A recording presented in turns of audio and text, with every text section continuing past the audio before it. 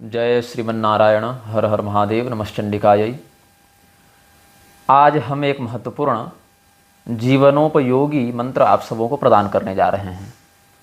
यह मंत्र विशेष करके स्त्रियों के लिए बड़ा लाभदायक है और इसको कोई अलग से साधना सिद्धि विधान से सिद्ध किया जाए इसकी कोई विशेष अनिवार्यता तो नहीं है, किंतु इन मंत्रों को, इस स्तुति को कम से कम जो सिद्ध तिथियां हैं, सिद्ध मुहूर्त हैं, जैसे कि अभी महाअष्टमी नवरात्र में आ रही है, या विजयादशमी, या आगे आपको धनत्रयोदशी, दीपावली, अक्षय नवमी, कार्तिक पूर्णिमा, आगे और बढ़ जाएं तो वसंत पंचमी, शिवरात्रि, होली इत्यादि का जो आपको सिद्ध मुहूर्त बल, काल बल प्राप्त होगा, उसमें विशेष करके इस स्तोत्र का कुछ विशेष आवर्तन 108 बार, या संभव हो तो 3 माला, मतलब 300 बार, 300 ऐसे उसमें हो जाएंगे 324, लेकिन वो 108 में 8 को नहीं गिनकर 100 ही गिनते हैं,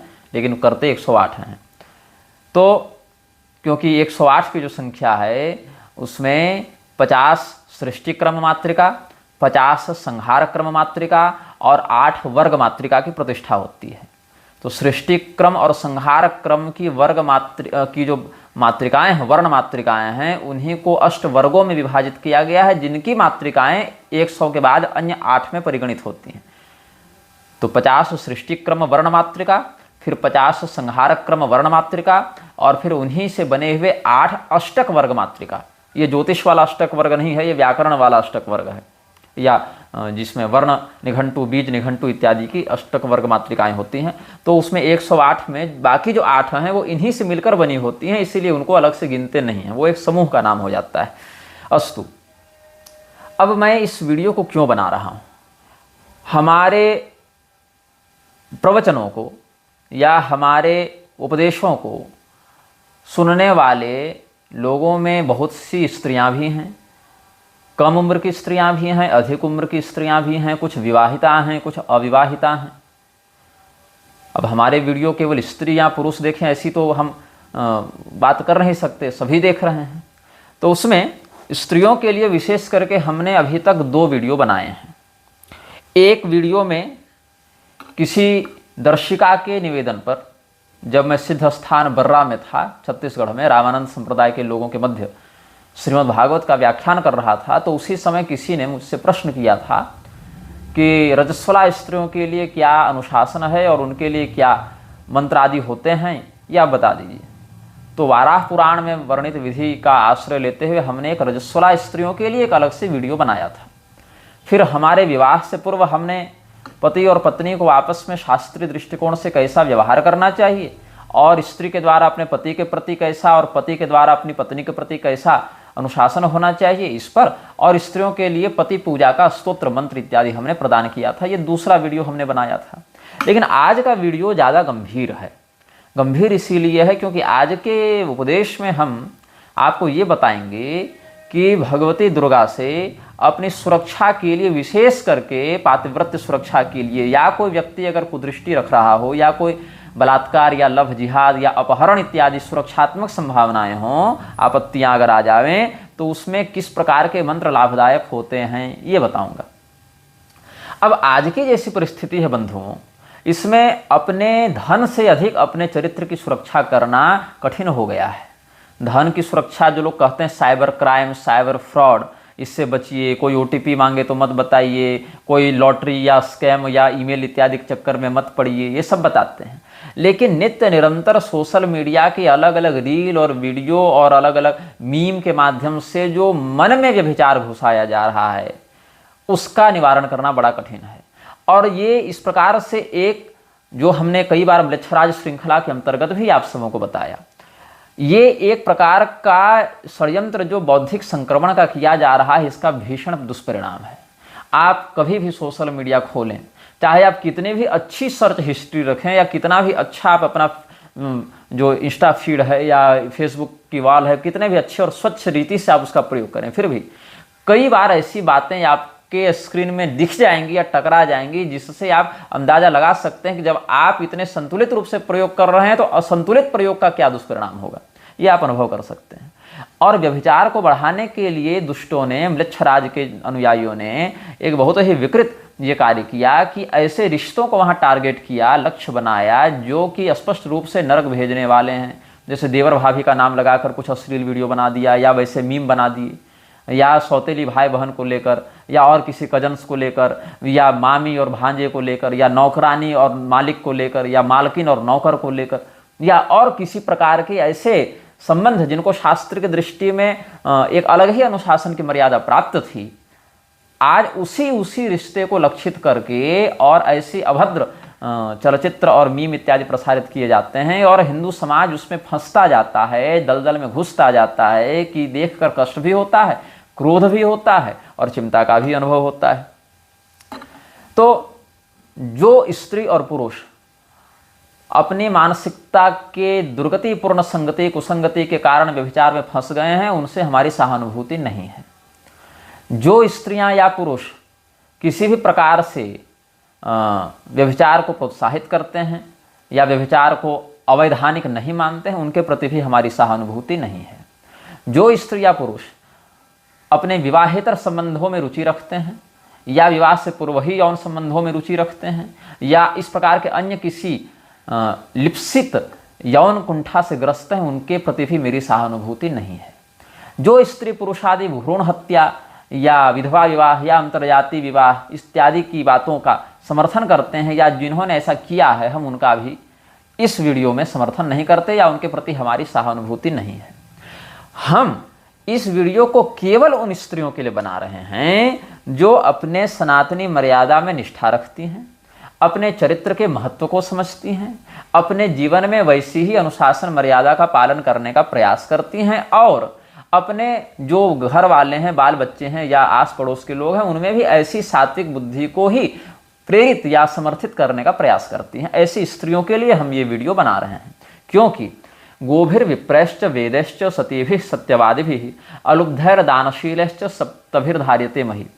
इस पृथ्वी में जीवनीय शक्ति को धारण करने वाले 7 तत्वों का वर्णन स्कंद पुराण आदि शास्त्रों में प्राप्त होता है, जिसमें गाय, ब्राह्मण, वेद, पतिव्रता स्त्री, सत्यवादी पुरुष, संतोषी पुरुष, निर्लोभ और उदार दानशील व्यक्ति, इन सभी लोगों, पुरुष मतलब ऐसा व्यक्तित्व, स्त्री भी हो सकती है उदार मानसिकता वाली, दान धर्म करने वाली या संतोष से जीवन बिताने वाली और सत्यनिष्ठा वाली स्त्री भी हो सकती है यहाँ। लेकिन पतिव्रता स्त्री का विशेष महत्व यहाँ पर उसके लैंगिक पहचान के साथ रूढ़ किया गया है। तो अगर स्त्रियों का चरित्र बिगड़ जाए तो ज़्यादा क्षति है कि पुरुषों का चरित्र बिगड़ जाए तो ज़्यादा क्षति है, इस पर कई बार बहस होता है। अभी वर्तमान में अनिरुद्धाचार्य और प्रेमानंद बाबा के द्वारा जो इस प्रकार की कुछ बातें चली थीं और वहाँ जहाँ व्यभिचार का विरोध किया गया था, वहाँ पर महिला आयोग और विविध प्रकार के चित्रा त्रिपाठी ये सब पत्रकार खूब हंगामा किए थे। लेकिन आप विवेकपूर्ण दृष्टि से विचार करें और इस प्रश्न को ध्यान में रखकर विचार करें कि कई बार स्त्रियाँ कहती हैं कि हम अकेले थोड़े ही गलत थे, कोई पुरुष भी तो गलत था। ये बात सत्य है कि दोनों ही गलत हैं, किंतु धर्मशास्त्र की दृष्टिकोण से हम विचार करें तो अर्जुन की चिंता यह नहीं थी कि पुरुष दूषित हो जाए तो क्या होगा, अपितु स्त्रीषु दुष्टासु वार्ष्णेय जायते वर्ण संकरः, ये अर्जुन की चिंता थी। पुरुष के चरित्र की शुद्धि भी बहुत महत्वपूर्ण है, किंतु तुलना करें तो पुरुष की चरित्र शुद्धि से अधिक शुद्धि स्त्री के लिए महत्व रखती है। क्यों? इसका एक कारण है। इसका कारण यह है कि आप अपने जीवन में एक व्यावहारिक प्रयोग को सोच कर देखें। कोई मोहल्ला है, उस मोहल्ले में ठीक अपने पढ़े लिखे सभ्य समाज के लोग हैं, कोई एक दूसरे से शत्रुता या कोई इस प्रकार का नकारात्मक भाव नहीं है, सब अपने ठीक हैं, संभ्रांत लोग हैं, हर प्रकार के लोग हैं समाज में। लेकिन जो भी रोजी रोजगार, जाति वर्ग, भाषा वाले होंगे सब ठीक हैं, अनुशासित लोग हैं, जिनमें मानवीय गुणों का, शील का दर्शन होता है। अब उसी मोहल्ले में एक ऐसा पुरुष आ गया जो व्यभिचारी मानसिकता का है, बाकी सब ठीक हैं, सारी स्त्रियां ठीक हैं, सारे पुरुष ठीक हैं, किंतु एक ऐसा व्यक्ति आ गया जो व्यभिचारी मानसिकता का है। अब उस व्यक्ति की मानसिकता का लक्ष्य कौन बनेगा? उस मोहल्ले की रहने वाली स्त्रियां, चाहे विवाहिता हों या अविवाहिता हों। तो ऐसी स्त्रियों के प्रति जब उसकी दुर्वासना बढ़ेगी या वो किसी प्रकार का अनुचित व्यवहार करने का, अकर्तव्य का प्रयास करेगा, अकृत्य को करने का प्रयास करेगा तो इसका परिणाम क्या होगा? जिन स्त्रियों में चारित्रिक शुद्धि विद्यमान है वो स्त्रियां उसका विरोध करेंगी और अपने घर के पुरुषों को भी प्रेरित करेंगे कि तुम उसका प्रतिकार करो, और वो व्यक्ति बहुत अधिक उस व्यभिचार को फैलाने में सफल नहीं होगा। ये सनातनी समाज का एक व्यावहारिक तथ्य है कि किसी मोहल्ले में अगर एक पुरुष व्यभिचारी हो तो वह तब तक उस व्यभिचार को नहीं फैला सकता जब तक सामने वाली स्त्री से उसका प्रोत्साहन न मिले। ये एक बात है। दूसरी बात यह है, अब उसी स्थान पर किसी व्यभिचारिणी स्त्री की हम कल्पना करते हैं तो उस व्यभिचारिणी स्त्री के कारण जो चरित्रवान पुरुष भी होगा वह भी अजितेंद्रियता के कारण वो भी अपने घर में कुछ बताएगा नहीं और किनारे से उस स्त्री से अवैध संबंध रखने के लिए अधिक प्रोत्साहित होगा, क्योंकि वो स्त्री उस रहस्य को छिपा कर रख लेगी, उस गंदगी को ऐसे वो ढक लेगी कि तुरंत बाहर पता ना चले और धीरे धीरे वो संक्रमण सबके घरों में फैल सकता है। ये दूसरा व्यावहारिक तथ्य होता है कि किसी मोहल्ले में अगर केवल कोई व्यभिचारी पुरुष हो तो स्त्रियों के प्रतिकार से वह तो बंद हो जाएगा या अनुशासित हो जाएगा या बहिष्कृत हो जाएगा, लेकिन अगर कोई स्त्री व्यभिचारिणी हो जावे तो पूरे मोहल्ले को गंदा कर सकती है, और अगर कोई सत्पुरुष उसका विरोध भी करे कदाचित तो वो स्त्री ही उस पर ऐसे आरोप लगा देगी कि समाज की मानसिकता बन जाएगी कि ये पुरुष ही गलत होगा। ये समाज की एक बनी बनाई मानसिकता होती है। किसी सड़क पर अगर कोई लड़का किसी लड़की को थप्पड़ मार दे तो भी लड़का ही गलत, और लड़की अगर लड़का को थप्पड़ मार दे तब भी लड़का ही गलत, और लड़की तो अपने आवाज उठाने वाले एकदम क्रांतिकारी पढ़ी लिखी प्रगतिशील महिला हो जाएगी। ये एक माइंडसेट बन जाता है समाज का, और इसका बहुत भारी दुरुपयोग आपको पारिवारिक से लेकर न्यायालय कोर्ट कचहरी तक के स्तर पर आपको ये भीषण दुष्परिणाम देखने को मिलता है। तो पुरुष और स्त्री दोनों की चारित्रिक शुद्धि पर जोर देते हैं शास्त्र, किंतु विशेष करके स्त्रियों को और अधिक चारित्रिक रूप से सुदृढ़ होने का निर्देश देते हैं, और जिस स्त्री में ऐसा सद्गुण विद्यमान हो फिर तो उसको देववत सम्माननीय मानते हैं, देवता भी उसके अनुग्रह की आकांक्षा रखते हैं। यह शास्त्र का निर्देश हम सबों को प्राप्त होता है। तो वैसी जो स्त्रियां हैं पतिव्रता, उनके 3 स्तर भगवती जानकी जी को भगवती अनुसुईया ने बताए हैं, और दोनों श्रेष्ठतम पतिव्रताएं हैं। हम कोई तुलना भी नहीं कर रहे कि कौन अच्छी पतिव्रता है कौन बड़ी है, दोनों तो जगन माता हैं हमारे लिए। लेकिन फिर भी अनुसुईया जी ने जो कहा है जानकी जी को, सीता मैया को, वो गोस्वामी जी ने भी अपने श्री रामचरितमानस में वर्णित किया है। हमने भी उसी संदर्भ के साथ कई बार अपने प्रवचनों में कहा है, किंतु सामान्यतया समझ लीजिए, अपने पति के अतिरिक्त किसी अन्य तत्व का, पुरुष का चिंतन ही नहीं करना सर्वोत्तम पतिव्रता है, उत्तम है। अपने पति के अतिरिक्त अन्य पुरुषों का, पिता, पुत्र, भाई, देवर या इस प्रकार के मर्यादित रिश्तों में चिंतन करना मध्यम कोटि के पतिव्रता है। और अपने पुरुष के अतिरिक्त अन्य पुरुष का काम भाव से चिंतन हो जाने पर मैं गलत कर रही हूँ, गलत सोच रही हूँ, ऐसा विचार करके जो अपने कुल धर्म की मर्यादा को ध्यान में रखकर अनुशासित रहती है, मन तो भटक गया कदाचित किंतु उस मन के भटकाव को उन्होंने नियंत्रित कर लिया, ये अधम कोटि की पतिव्रता होती हैं। और जिसका भटकाव नियंत्रित नहीं हुआ फिर तो वो पतिव्रता रही नहीं। तो ये हमने आपको स्तर बता दिए पातिव्रत्य की जितेंद्रियता के आधार पर। अब अभी क्या हो रहा है, फिल्मों का प्रभाव कहो, चाहे वृक्षराज के वैकृतिक षड्यंत्रों के कारण जितने प्रकार के रासायनिक कीटनाशक, खान पान, पढ़ाई लिखाई के चक्कर में जितना व्यभिचार फैल रहा है, उसके कारण स्त्री और पुरुष दोनों तेजी से बिगड़ते जा रहे हैं। और अब तो मतलब अगर कोई व्यक्ति अपने कौमार्य को विवाह पर्यंत बचा लिया तो उसके ही साथ में पढ़ने लिखने काम करने वाले लोग उसको जीवन में फेल्योर बताते हैं, उसको असफल बताते हैं कि तुम कैसे मतलब असफल व्यक्ति हो अपने जीवन में, कि तुम यौन संबंध विवाह से पहले नहीं बना पाए, किसी ने तुमको पसंद नहीं किया, चुना नहीं, ये स्थिति हो जाती है। तो ऐसे लोग जो हैं स्वयं भी नरक जाने का मार्ग प्रशस्त करते हैं और सत्पुरुषों को भी कुसंगति के माध्यम से नरक जाने के लिए उकसाते रहते हैं, विकृत करते रहते हैं। अब ये विकृति इतनी बढ़ गई है कि आप तो बड़े बड़े संस्थानों में देखें, कहीं कोई डॉक्टरी की पढ़ाई करने गया है लड़का लड़की, हॉस्टल में देख लीजिए, या कहीं आप किसी भी होटल में चले जाइए रूम चेक इन करने के लिए, कहीं यात्रा के मध्य देखिए लड़का लड़की सब अविवाहित घूम रहे हैं, निकल रहे हैं, साथ में कमरे से साझा करके चल रहे हैं। तो ये बहुत अधिक गर्हित कृत्य है और ये बहुत अधिक पतनकारी कृत्य है। उसमें भी वर्ण जाति लिंग आदि का विभेद छोड़कर अब तो समलैंगिकता के चक्कर में भी लोग हैं। और जो अभिनेत्रियां इस प्रकार का अश्लील प्रसारण करते हैं वो अपने आप को चरित्रहीन या वेश्या या पुंसचली इस प्रकार से नहीं बताती, वो बोल्ड एक्ट्रेस, जीवन में सफल हैं, जीवन में बहुत ज़्यादा प्रगतिशील हैं, एकदम बंधनों को तोड़ने वाली आज़ाद पक्षी है, इस प्रकार से बातें करती दिखती हैं, घूमती दिखती हैं। और कालांतर में विविध प्रकार के यौन रोग, मनोरोग इत्यादि से ग्रस्त भी पाई जाती हैं और उनका अनुकरण करने वाले लोगों का भी वही हाल होता है। नशे के एडिक्ट, ड्रग एडिक्ट, यौन रोगी, मनोरोगी बनकर उनका जीवन नष्ट हो जाता है, उनकी प्रतिभा भी समाप्त हो जाती है, उनका संसाधन भी समाप्त हो जाता है, उनकी प्रतिष्ठा और लौकिक पारलौकिक हर प्रकार से उनकी क्षति हो जाती है। और दुर्भाग्य से अब तो कानून भी इस प्रकार की दुर्वृत्तियों का समर्थन करने लगा है। क्यों? क्योंकि इसी समाज के लोग तो न्यायपालिका में बैठे हैं, इसी समाज के लोग तो संसद में बैठे हैं, तो ये समाज कैसा प्रोडक्शन दे रहा है, जैसा रहेगा वैसा ही तो देगा, जैसा यहाँ पर संयंत्र चलेगा वैसा ही उत्पाद निकलेगा। तो जब अच्छे लोग थे कुछ मात्रा में तो उन्होंने कहा कि व्यभिचार गलत है। अब जब व्यभिचारी मानसिकता के लोग बैठ जाएंगे न्यायपालिका और संसद में तो कहेंगे व्यभिचार करना गलत नहीं है, तुम खूब करो, ताकि जो स्वयं भी उस प्रकार के अनैतिक कृत्यों में जब लिप्त पाए जाएं तो कोई उनको गलत न कर सके। ये षड्यंत्र समझो तुम। और जब ये लोग मनोरोग, यौन रोग, ड्रग एडिक्ट बन जाएंगे तो बड़ी बड़ी फार्मा कंपनियां भी अपना खूब पैसा कमाएंगी इनकी चिकित्सा की आड़ में। तो ये जो षड्यंत्र चल रहा है, सिंडिकेट चल रहा है, जो म्लेच्छ मत को मानने वाले लोग हैं, अगर वो केवल इससे प्रभावित होते तो उनकी एक युग धर्मगत एक व्यवस्था समझ में आती। किंतु सनातन धर्म के मठ, मंदिर, संस्थान, गुरुकुल इत्यादि भी इस प्रकार के विकृतियों से बहुत गहराई से प्रभावित हैं, जो आपको बाहर नहीं दिखता जब तक वो मामले कैमरा पर नहीं आते। और जब हम लोग इन प्रकार के मठगत, आश्रमगत, संस्थानगत व्यभिचारों का विरोध करते हैं तो लोग कहते हैं कि तुम उनके लेवल पर नहीं हो, तुम उनकी निंदा कर रहे हो, तुम उनसे ईर्ष्या करते हो, तुम सबकी निंदा करते हो, तुम हिंदू एकता तोड़ते हो। तो ये तो हम ही लोगों के ऊपर मूर्खों का प्रलाप जारी रहता है। अब दूसरा, हिंदुओं की लड़कियों को रेट तय करके, इस जाति की लड़की है तो इतना रेट होगा इसको, ये कहकर उनके अंगों की तस्करी, उनको वेश्यालयों में बेचना, ये सब खूब चलता है पूरे समाज में। और इसमें पुलिस की भी, जुडिशरी की भी और नेताओं की भी खूब मिली भगत रहती है ऑफ रिकॉर्ड।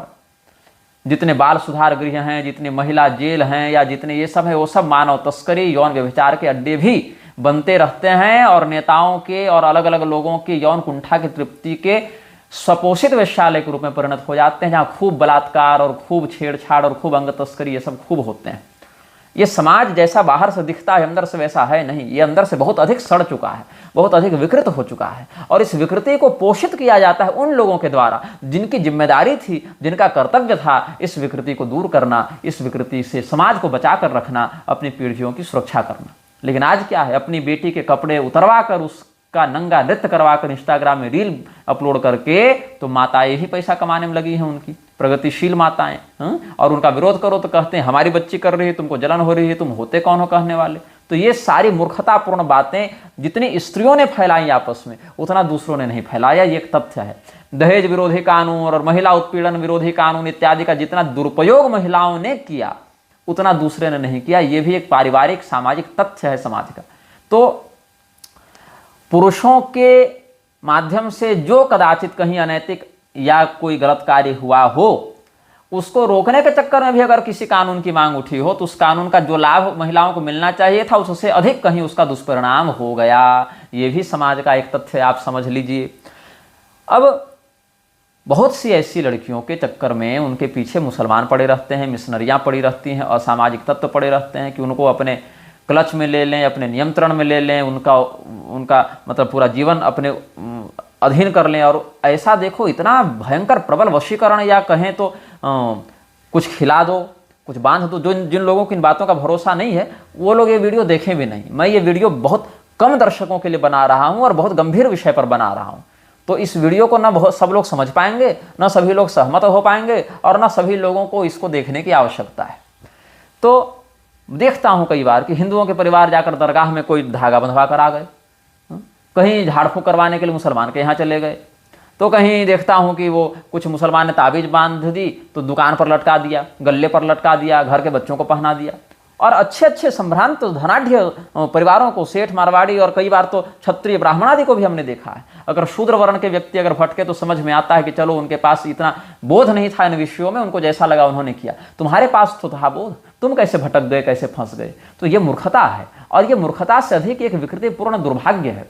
और इतने रोज लव जिहाद के मामले सार्वजनिक रूप से आ रहे हैं, लेकिन फिर भी लड़कियों के मन में क्या नशा है, क्या खुजली है उनको कि पता नहीं कब सुधरेंगी, कि सुधरेंगी भी नहीं। अब तो मुझे बुरा भी लगना बंद हो गया है, जब देख लेता हूँ हाँ ठीक है तुम्हारा यही भविष्य है, तुम्हारा यही होगा। और इसको प्रोत्साहित प्रसारित कौन करता है? सेलिब्रिटी।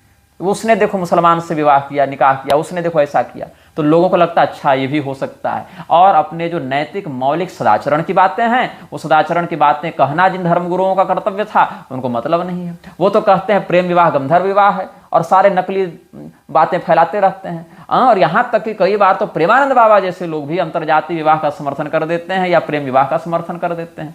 कई बार नहीं भी करते हैं और कई बार कर भी देते हैं। दोनों प्रकार के वीडियो उनके हमने देखे हैं। करौली जैसे धूर्त, संतोष भदौरिया जैसे धूर्त तो कह देते हैं कि भगवान कृष्ण ने गंधर्व विवाह किया तुम भी कर लो, दुष्यंत शकुंतला ने किया तुम भी कर लो। अरे भैया, उनका व्यभिचार नहीं था, उन्होंने अपने कुल गोत्र जाति वर्ण इत्यादि के अनुसार शास्त्रीय मर्यादा की सीमा में रहते हुए पारिवारिक सहमति के साथ ही विवाह किया है।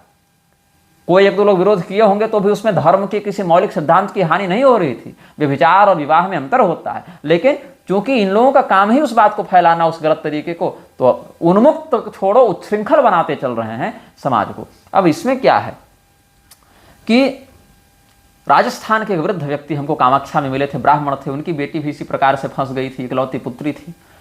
कई लोग हमको बिहार से, झारखंड से, छत्तीसगढ़ से, मध्य प्रदेश से, उत्तर प्रदेश से हमको या हमारे मीडिया प्रभारी को रोज फोन करते हैं, मैसेज करते हैं, यहाँ पर ये कांड हो गया, वो हो गया, आप कुछ कीजिए, आप कुछ बताइए। अब जिस ऐसा जीवन 20-25 साल से उस बालक या बालिका ने जिया है, जैसा उसके माता पिता का संस्कार रहा है, जैसी उसके जीवन में भी पारिस्थितिक बातें हैं, अब मैं बैठे बैठे थोड़े 2 माला जप दूं और वो तुम्हारे नियंत्रण में धर्मानुकूल हो जाए, भाई ऐसा नहीं होता है। ऐसे चक्कर में नहीं रहना चाहिए। सबसे बड़ा एक अभाव है अपने घर में, कि मेरे घर में तो नहीं, मतलब मैं अपने बात नहीं कर रहा हूं, मैं समाज की बात कर रहा हूं, कि संवाद का अभाव। संवाद के अभाव में क्या होता है? अब किसी लड़की को आवश्यकता है उसके पिता की, उसके भाई की, अब वो चाहती है हम उनसे कोई बात शेयर करें। अब बात शेयर करने के लिए वो मिलता नहीं तो उसको अपनी सहेली का आश्रय लेना पड़ता है। और यहाँ पर कोई लड़का मिल जाए और वो उसके प्रति थोड़ी सहानुभूति दिखा दे तो उस लड़के के प्रति उसकी आसक्ति बन जाती है। अब लड़का कैसा है, सही है, गलत है, भावयुक्त है, दुर्भावयुक्त है, ये तो सब जानते नहीं। और एक बार वो भावना से वह बंध गई तो फिर काहे कि माता पिता, देवी देवता, कुल धर्म सब नष्ट हो जाता है। और जो 16 से लेकर 20 साल की उम्र होती है, उस समय पुरुष हो चाहे स्त्री, अपने आप को सबसे अधिक बुद्धिमान, ऊर्जावान, प्रतिभावान, दूरदर्शी मानता है कि हमारा लिया हर निर्णय बिल्कुल सही है और यही हमारे लिए उपयुक्त है। और फिर 25 से 30 की उम्र में उसको समझ में आता है कि मैं कितनी नादानी करती थी। ये सब बातें समझ में आती हैं, जो कि उम्र के साथ ही समझ में आती हैं। उसमें कोई विशेष भगवत कृपा प्राप्त कोई व्यक्ति अगर हो ही जाए, एकदम सुखदेव जी और अष्टावक्र जी जैसा, तो अलग बात है, लेकिन एक सामान्य विकास की प्रक्रिया तो ऐसी ही चलती है। तो जो स्त्रियां घर के बाहर किसी परिस्थिति से कार्य कर रही हैं, उनके लिए भी चरित्र शुद्धि आवश्यक है। जो कहीं रास्ते से, सड़क से आ जा रही हैं, उनके ऊपर भी कई असामाजिक तत्वों की कुदृष्टि रहती है। कई बार पारिवारिक स्तर पर भी कुछ ऐसे तत्व परिवार में ही प्राप्त हो जाते हैं जिनसे भी अपनी रक्षा करना आवश्यक हो जाता है लोगों को। और कई बार कहीं यात्रा इत्यादि के मध्य उनके प्राण संकट में रहते हैं। तो अभी तो इतनी हालत खराब हो गई है, मैं बताऊं, एक मैंने समाचार सुना कि कोई छोटा सा बच्चा कहीं राजस्थान के किसी जंगल में फेंका हुआ मिला किसी चरवाहे को, उसके मुख में फेविक्विक लगाकर मुंह बंद कर दिया था और मुंह के अंदर पत्थर भर दिए थे ताकि वो रोए नहीं, और वहां पर उसके ऊपर पत्थर रख के। वो बच्चा बहुत गंभीर था, जब मिला तो जिंदा था, लेकिन अभी पता नहीं बचा कि नहीं बचा। अब बताओ, नवजात शिशु को किसी माता ने तो गर्भ में रखा होगा और वो गर्भधारण किसी पुरुष के संयोग से तो हुआ होगा। मतलब नर हो कि पशु हो कि क्या हो, इतनी अमानवीयता, ये तो पिशाच का भी ऐसा क्रूर कर्म देखने को नहीं मिलता। तो एक समाज के रूप में शरीर मनुष्य का और बुद्धि पिशाच की, तो ये समाज कहाँ जा रहा है, कैसा हो रहा है, इसका लक्ष्य क्या है, इसका परिणाम क्या होगा, ये विवेकशील व्यक्तियों को विचार करना चाहिए और हमारे धर्मगुरुओं को, आचार्यों को विचार करना चाहिए। मैंने तो स्पष्ट कह दिया है कि कोई अंतर्जातीय विवाह वाला व्यक्ति हो, कोई इस प्रकार से विधवा विवाह वाला व्यक्ति हो, कोई इस प्रकार से मुसलमानों से इस प्रकार की साठगांठ वाला व्यक्ति हो, तो भैया हमसे दूर रहे, हमारे कार्यक्रम न करवावे, हमसे दीक्षा न ले, ये सब हमने कह दिया है। हाँ, पहले अगर किसी ने कर लिया हो कदाचित कोई गलत कृत्य, और अगर उसके बाद वो अभी बचे हुए शेष जीवन में यथासाध्य अनुशासन में रहना चाहता हो, तो उस पर हम थोड़ा बहुत विचार कर सकते हैं, लेकिन उतनी सहानुभूति के साथ नहीं। मैं पूरे समाज को सुधारने नहीं चला हूं, सुधरे लोगों को संक्रमण से बचाने का प्रयास कर रहा हूं, या कम बिगड़े हुए लोगों को सुधारने का प्रयास कर रहा हूं। पूरे समाज को कैसे सुधार सकते हैं? वो तो युग धर्म के अंतर्गत उसमें जो विकृति जितनी दिखनी है उतनी तो दिखेगी। तो स्त्रियों को, चाहे कुमारी हों चाहे विवाहिता हों, उनकी सुरक्षा के लिए हम एक मंत्र बता रहे हैं। इस स्तोत्र में 5 श्लोक हैं और ये भगवती दुर्गा की स्तुति है। महाभागवत नामक ग्रंथ में इसका वर्णन है और देवी द्रौपदी ने इसका प्रयोग किया था जब विराट राजा के नगर में मत्स्य देश में अज्ञातवास कर रहे थे पांडव और अपने जीवन को बड़े गोपनीय रूप से सुरक्षित रखने का प्रयास कर रहे थे। उस समय 10,000 हाथियों के समान पराक्रमी जो साला था विराट का, ना नाम था कीचक, उसने जब द्रौपदी के शील भंग का प्रयास किया था तो देवी द्रौपदी ने भगवती दुर्गा की 5 श्लोकों में आराधना की थी। वो श्लोक हम आपको दिखा रहे हैं, स्क्रीन पर दिखा देंगे, आप उसको रोक लीजिएगा जहां वो दिखे और उसको सुन लीजिएगा मेरे उच्चारण को और पढ़ लीजिएगा। हम सानुवाद हिंदी अनुवाद के साथ प्रकाशित कर रहे हैं, तो आप एक बार सुन लीजिए। द्रौपद्युवाच देवी दुर्गे जगन्मातः सर्वरक्षणकारिणी प्रसीद त्वत्प्रपन्नानां दुःखदारिद्र्यनाशिनी दुष्टस्तंभिनि विश्वेशि कात्यायनि महेश्वरी विश्वमोहिनि विश्वेशे चितिरूपे नमोस्तुते महामोहस्वरूपा त्वं शुद्धज्ञानस्वरूपिणी ये त्वां स्मरन्ति संसारे ते दुर्गान्निस्तरन्ति हि पातिव्रत्यस्वरूपा त्वं साध्वीनां जगदम्बिके निस्तारय भयाद् घोरात् शङ्कर प्राणवल्लभे त्वमेव देवी दीनानां सदासि परमागतिः त्वामहं शरणं प्राप्ता त्राहि मां घोर संकटात्। द्रौपदी जी क्या कहती हैं? शरणागतों के दुख दारिद्र्य का नाश करने वाली, सबकी रक्षा करने वाली जगत जननी देवी दुर्गा, आप प्रसन्न हो। दुष्टों को स्तंभित करने वाली, विश्व को मोहित करने वाली, चैतन्य रूपिणी, विश्व की अधिष्ठात्री विश्वेश्वरी कात्यायनी महेश्वरी, आपको नमस्कार है। दुर्गा, आप मोहस्वरूपा और शुद्ध ज्ञान स्वरूपा हैं। इस संसार में जो आपका स्मरण करते हैं वे संकटों से पार जाते हैं। जगदम्बिका, आप सती स्त्रियों की पातिव्रत्य स्वरूपा हैं। भगवान शंकर की प्राणप्रिया, दारुण भय से मेरा उद्धार कीजिए। देवी, आप दीन जनों की सदैव परम गति हैं। मैं आपकी शरण में हूँ, भयानक संकट से मेरी रक्षा कीजिए। ये अर्थ हो गया। एक बार फिर से सुना देता हूँ। द्रौपद्युवाच देवी दुर्गे जगन्मातः सर्वरक्षणकारिणी प्रसीद त्वत्प्रपन्नानां दुःखदारिद्र्यनाशिनी दुष्टस्तंभिनि विश्वेशि कात्यायनि महेश्वरी विश्वमोहिनि विश्वेशे चितिरूपे नमोस्तुते महामोहस्वरूपा त्वं शुद्धज्ञानस्वरूपिणी ये त्वां स्मरन्ति संसारे ते दुर्गान्निस्तरन्ति हि पातिव्रत्यस्वरूपा त्वं साध्वीनां जगदम्बिके निस्तारय भयाद् घोरात् शङ्कर प्राणवल्लभे त्वमेव देवी दीनानां सदासि परमागतिः त्वामहं शरणं प्राप्ता त्राहि मां घोर संकटात्। ये हमने 5 श्लोक आपको बता दिए हैं और मैं तो कहूँगा कि प्रातःकाल उठकर इसका स्मरण कर लीजिए। एक बार सोने से पहले इन श्लोकों का स्मरण कर लीजिए पूरे भावना के साथ।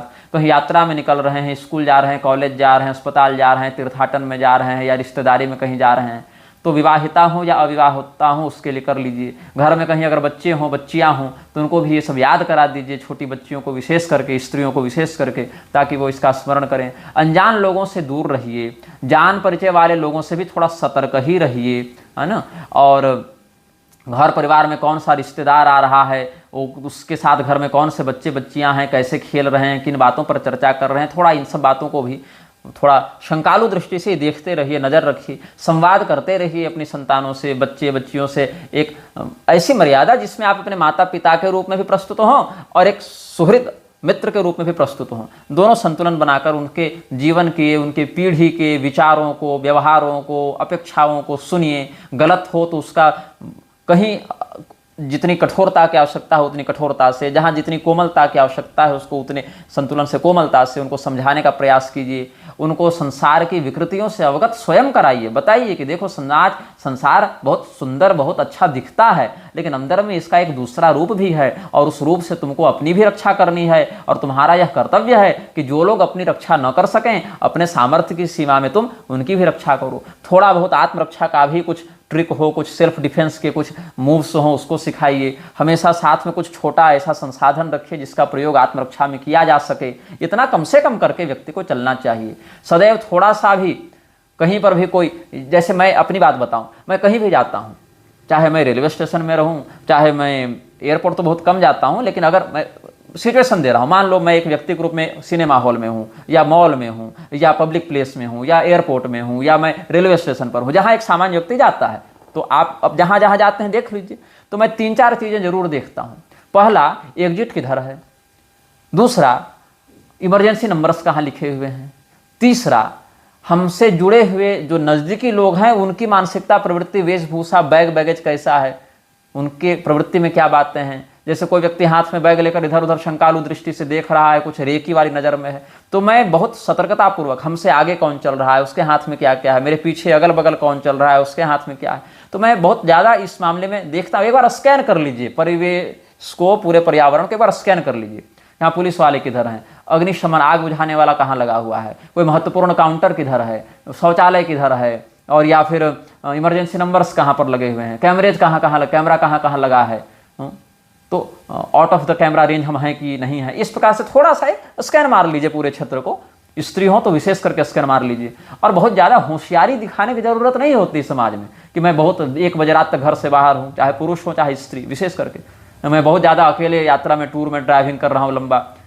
तो स्वयं की लापरवाही से अगर आप दूर रहेंगे तो स्वयं को बहुत से संकटों से बचा कर भी रखेंगे। अति विश्वास किसी पर नहीं। अब आज तो इतनी दुर्भाग्यपूर्ण स्थिति है कि स्त्री और पुरुष अपने नग्न चित्र स्वयं अपने हाथ से फोटो खींचकर सामने वाले को दे रहे हैं। ये मूर्खता देख रहे हो स्तर समाज की, ऐसा नहीं होना चाहिए। इसका परिणाम आज न कल आपको नकारात्मक रूप में ही प्राप्त होगा। जस करनी तस भोगहूं ताता वाली बात तो लागू होगी ही।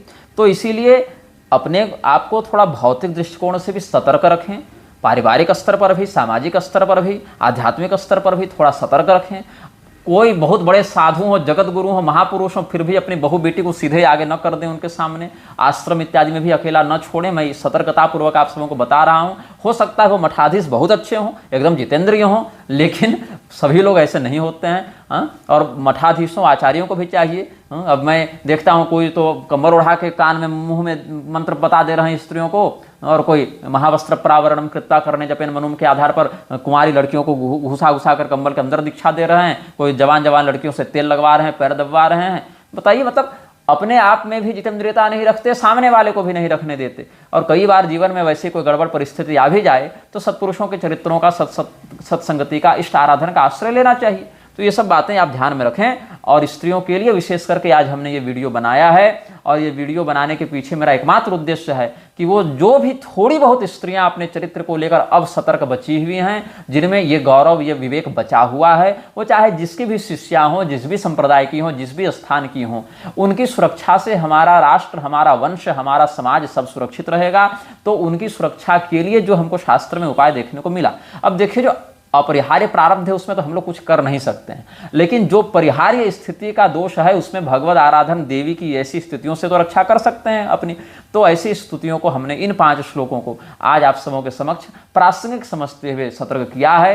कभी बार जो लव जिहाद के चक्कर में फंसती हैं या जिनको परेशान किया जाता है, ये उस व्यक्ति का ध्यान करती हुई, जैसे कोई व्यक्ति आपको बहुत परेशान कर रहा है, चारित्रिक रूप से आपको क्षति पहुंचाना चाहता है, तो आप उस व्यक्ति का चिंतन मन में करते हुए कि उससे हमको बचना है, और उसका निवेदन भगवती के सामने करते हुए कि मैं इसको पकड़ कर आपके पास लाई हूँ। जैसे चंडमुंड का आपने निग्रह किया, जैसे रक्तबीज और ये दुशासन, द्रौपदी जी के समय कीचक, दुर्योधन इत्यादि का आपने संहार किया, वैसे इसका भी संहार करें। मतलब ऐसा नहीं कि बेचारा मर जावे, मारण प्रयोग हो जावे, इसकी जो दुर्बुद्धि है उसका संहार हो जावे। इस भाव से उसको भगवती के सामने पटकिए, सौंपिए, और इन स्तोत्रों का पाठ कीजिए, और इसको एक दैनिक जीवन का हिस्सा बना लीजिए। 5 ही तो हैं श्लोक, कोई बहुत बड़ा 20 मिनट का काम तो है नहीं। 1 मिनट में पूरा स्तोत्र आप पढ़ लेंगे याद होने के बाद। तो ऐसी स्थिति में भगवती का स्मरण करते हुए, दुर्गा दुर्गति नाशिनी, भगवती दुर्गति नाश करने वाली हैं, तो स्मरण करते हुए उस देवी स्वरूपा की जो अंशात्मिका शक्ति आपके अंदर प्रतिष्ठित है, उससे निवेदन करते हुए आप लोग ये सब करें। और अपने भी सतर्कता पूर्वक रहें, अपने बाल बच्चे, परिवार, भाई बहन, माता पिता, आस पड़ोस को भी सतर्क रखें। और एक निवेदन हम और करेंगे आप सबों से, मैं कभी ये नहीं कहता कि मेरे वीडियो को बहुत फैलाइए और बहुत शेयर कीजिए, ऐसा मैं नहीं कहता, लेकिन इस वीडियो के बारे में कह रहा हूं कि अपने घर के माता, बहन, पत्नी, भाभी या जो भी आपकी महिला संबंधी हो, या कहीं काम कर रहे हो तो वहाँ किसी महिला के प्रति आपका अनुशासित स्नेह हो, कोई मर्यादित व्यवहार हो, तो उन सबों को ये सब भेजिए और ये वीडियो विशेष करके उनको भेजिए, ताकि जो सनातन धर्म के प्रति आस्थावती स्त्रियां हैं, जो अपने चरित्र को लेकर गंभीरता से सोचती हैं, अपने शास्त्रीय मर्यादा को समझती हैं और अधिकाधिक उसमें रहने का प्रयास करती हैं, वो सब विधर्मियों के म्लेच्छराज आदि के द्वारा प्रायोजित जो कलयुग का संक्रमण है उसकी चपेट में आने से बची रहें और हमारे धर्म की रक्षा हो सके। जय श्रीमन्नारायण, हर हर महादेव, नमश्चंडिका जय।